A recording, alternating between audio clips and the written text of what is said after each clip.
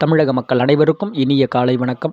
பழையன கழிதலும் புதியன புகுந்திட தமிழக மக்கள் அனைவருக்கும் சரி, இந்த உலகத்தில் வாழக்கூடிய அனைத்து நல்லுள்ளங்களுக்கும் எனது இனிய போகித் திருநாள் நல்வாழ்த்துக்களுடன் இந்த வானிலை அறிக்கையானது பதிவு செய்யப்படுகிறது. அதிகாரப்பூர்வ அறிக்கைக்கு இந்திய வானிலை அறிக்கையை பார்க்கும் இது உங்கள் ஏஜிஸ் வெதர் அப்டேட் சேனல். கடந்த சில தினங்களாக தமிழகத்தின் பரவலான பகுதிகளில் குறிப்பிட்டு சொல்லணும்னா டெல்டா மற்றும் தென் மாவட்டங்களை ஒட்டிய மேற்கு மாவட்டங்களுக்கும் சரி, மேற்கு தொடர்ச்சி மலை மாவட்டங்களிலும் மத்திய உள் மாவட்டங்களிலும் ஆங்காங்கே கொடுத்து வந்த இந்த மழைப்பொழிவு நேற்று ஒரு நாளைக்கு மட்டும் மழைப்பொழிவு என்பது கொடுத்து விலகிவிடும் என்று நாம் அறிவித்திருந்த நிலையில் நேற்றோடு முடிவடைந்தது மழைப்பொழிவின் தாக்கம் என்பது. வரக்கூடிய நாட்களில் எப்படி ஏற்பட்ட ஒரு வானிலை இருக்கப் போகிறது அப்படின்ற மாதிரியும், இனி வரக்கூடிய மணி நேரங்களில் எந்த மாதிரியான ஒரு வானிலை அமைப்பு இருக்குது அப்படின்ற மாதிரியும் நம்ம பார்த்துருவோம். நேற்றைக்கு தமிழகத்தின் அநேக இடங்களில் மழைப்பொழிவு குறிப்பாக பார்த்திங்கன்னா நள்ளிரவு அதிகாலை வேளையிலும் மதிய மாலைக்குள்ளாகவே இந்த பொழிகின்ற மழைப்பொழிவின் தீவிரம் என்பது ஆங்காங்கே படிப்படியாக தெற்கு நோக்கி விலகக்கூடிய ஒரு அமைப்பாக இருக்கும் அப்படின்ற மாதிரி சொன்ன அடிப்படை. நேற்றைக்கு அதிகபட்ச மழைப்பொழிவாக பார்த்திங்கன்னா திருநெல்வேலி மாவட்டத்தின் நாலுமுக்கு ஊத்து போன்ற பகுதிகளில் கிட்டத்தட்ட இந்த மாஞ்சோலை பகுதிகளில் 8, 7 தலா 6 சென்டிமீட்டர் அளவிற்கு மழைப்பொழிவை பதிவாகி இருக்கிறது அப்படின்னு சொல்லலாம். இன்னும் பிற மாவட்டங்களில் உள் மாவட்டங்கள்லேயும் ஆங்காங்கே அப்படின்ற மாதிரி சில இடங்களில் லேசானது முதல் மிதமான மழையாக பதிவாகி இருக்கிறது.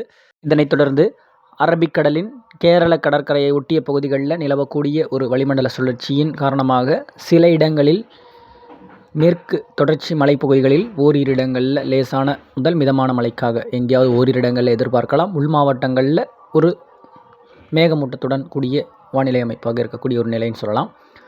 கேரள பகுதிகளில் பொறுத்த வரைக்கும் அங்கேயும் மழைப்பொழிவு ஆங்காங்கே அப்படின்ற மாதிரி பதிவாவதற்கான ஒரு வாய்ப்பாக இருக்கும். இன்றைக்கு இந்த மழைப்பொழிவு இப்படி இருக்கக்கூடிய ஒரு சூழ்நிலையில் வரக்கூடிய ஒரு வானிலை அமைப்பு அப்படின்னு பார்க்கும்பொழுது இனி வரக்கூடிய நாட்களில் மழைப்பொழிவின் தீவிரம் என்பது இல்லாத ஒரு சூழ்நிலையாக இருக்கக்கூடிய ஒரு அமைப்பும், குளிரலையின் அமைப்பு கூடுதலாக ஆங்காங்கே அப்படின்ற மாதிரி ஏற்படுவதற்கான ஒரு வாய்ப்பாக இருக்கக்கூடிய ஒரு சூழ்நிலை.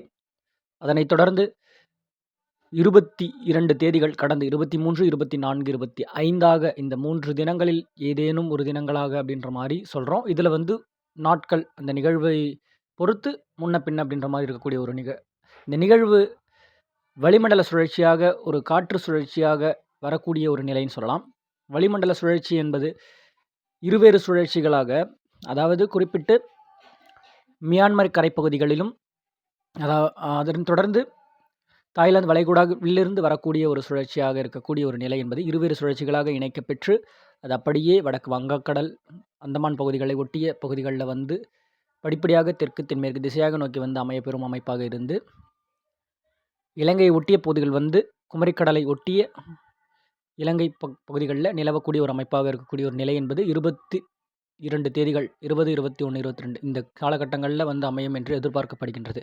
இப்போ இதன் காரணமாக எப்படிப்பட்ட ஒரு வானிலை ஏற்படுத்தப் போகிறது அப்படின்றத நம்ம பார்க்கணும். உயரழுத்தம் என்பது அந்த காலகட்டத்தில் ஒரு குளிரலை கொடுக்கக்கூடிய ஒரு அமைப்பு என்பது ஒடிசா கரை பகுதிகளில் இருந்து கொண்டு இந்த காற்றை செலுத்தக்கூடிய ஒரு அமைப்பாக இருந்தாலும், ஈரான், ஆப்கானிஸ்தான், பாகிஸ்தான் தரைவழி கடந்து வரக்கூடிய அந்த வடமேற்கு நாடுகளில் இருந்து வரக்கூடிய வெஸ்டர்ன் டிஸ்டர்பன்ஸ், மேற்கத்திய இடையூறு எனப்படும் அந்த ஒரு அமைப்பு என்பது இந்த நிலைக்கு எப்படிப்பட்ட ஒரு காற்றை ஈர்க்கப் போகிறது அப்படின்றத பார்க்கணும்.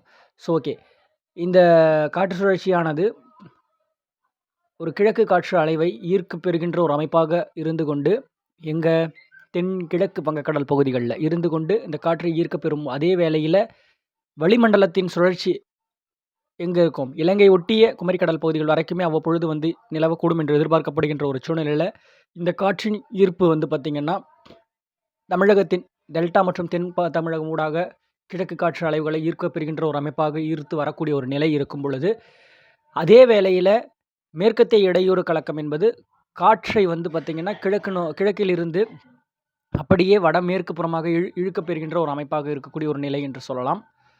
அன்றைய காலகட்டங்களில் உயரழுத்தம் என்பது இதனோடு இணைய பெற்ற காற்று என்பது எந்தளவுக்கு அதனுடைய சதவீதத்தை எடுத்துக்கொள்ளப் போகிறது அப்படின்றது அந்த காலத்தில் ஏற்படக்கூடிகின்ற நிகழ்நேர வானிலை அறிக்கை அமைப்பை பார்த்து தான் நம்ம அதை சொல்ல முடியும்.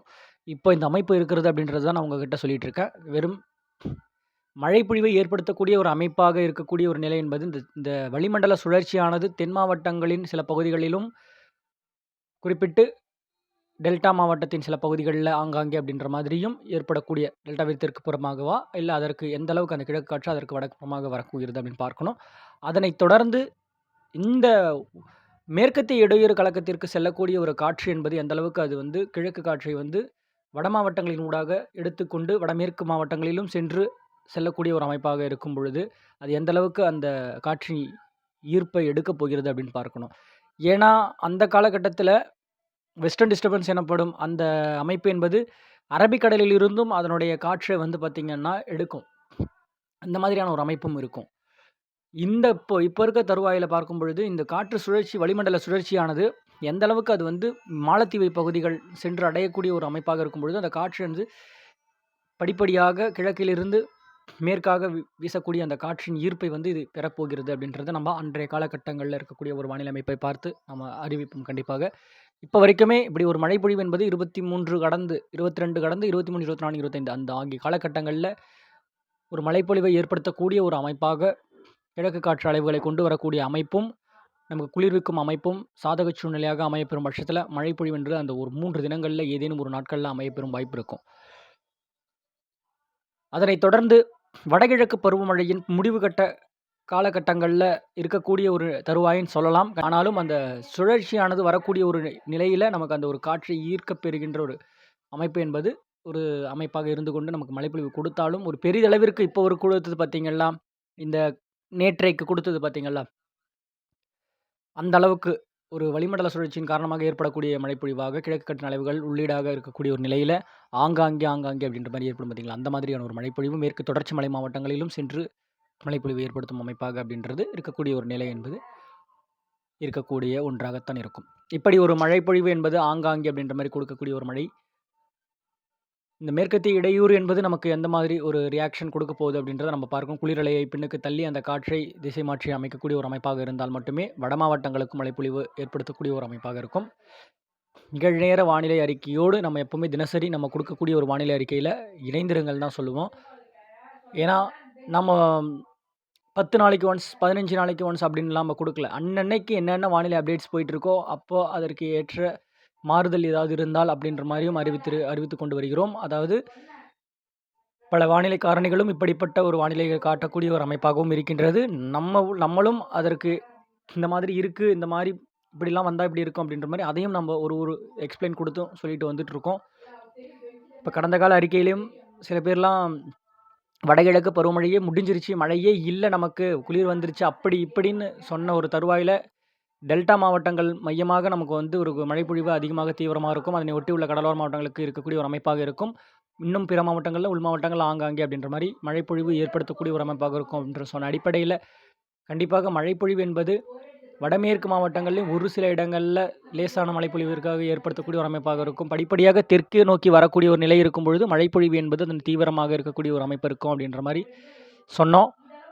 அதனைத் தொடர்ந்து மழைப்பொழிவு என்பது அமையப்பெற்று இருக்கிறதுன்னு சொல்லலாம். அதுபோலத்தான் இப்போ வரக்கூடிய ஒரு வளிமண்டல சுழற்சி அன்றைய காலகட்டங்களில் நாம் பேசுனது போய் சேருதோ சேரலையோன்றதை தாண்டி நாம் கொடுத்துட்ருக்க அறிக்கையை இணைந்து பார்க்கக்கூடிய நபர்களுக்கு ஒரு வானிலை புரிதலோடு நம்ம சொல்லக்கூடிய சில வார்த்தைகள் கொண்டு செல்லக்கூடிய ஒரு தருவாயில் இருக்கக்கூடிய ஒரு அமைப்புன்னு தான் சொல்லணும்.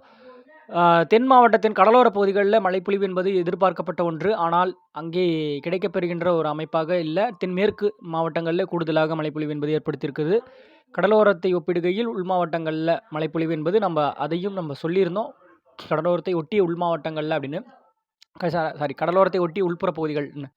ஓகே, வரக்கூடிய நாட்களில் இந்த வளிமண்டல சுழற்சி எந்த மாதிரியான ரியாக்ட் கொடுக்க போகுது அப்படின்றது நம்ம வானிலையில் வந்து அப்பப்போ அப்டேட்ஸ் கொடுப்போம்.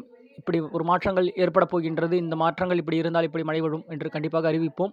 இந்த பொங்கலானது மழை இடைவெளியை கொடுத்து நமக்கு ஒரு மழைப்பொழிவு இடையூறு இல்லாமல் இந்த பொங்கலை வந்து சந்தோஷமாக கொண்டாடக்கூடிய ஒரு அமைப்பாக இருக்கக்கூடிய ஒரு வானிலை சூழல். அடுத்து வர சில தினங்களுக்கு வந்து பார்த்திங்கன்னா பனிப்பொழிவு இருக்கக்கூடிய ஒரு அமைப்பாக இருந்தாலும் தரைவழி காற்று வரக்கூடிய நிலை இருக்கும் பொழுது மூடு பனியாக இருக்கக்கூடிய ஒரு நிலை இருக்கும். உயரழுத்தத்தின் ஆக்கிரமிப்பு என்பது நாம் எதிர்பார்த்த ஒன்றுதான்.